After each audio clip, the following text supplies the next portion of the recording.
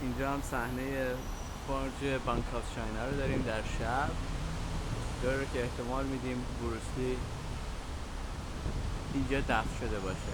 زیر این ساختمان بروسلی هست. ولی حالا رئیس بزرگ کجاست؟ این سوالیه که هنوز ما خودمون جوابشو نداریم. احتمال میدیم که توی این یکی ساختمان باشه، بالای این ساختمان. میریم که داشته باشیم برای بقیه قضایا. اینجا توی ساختمان‌های دیگه هم میتونه باشه.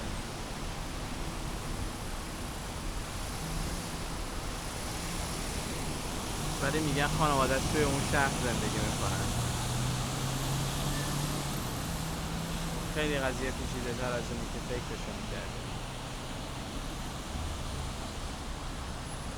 میریم که داشته باشیم. آره واقعا اینجاست. یا ما اطلاعات نادرست دادم.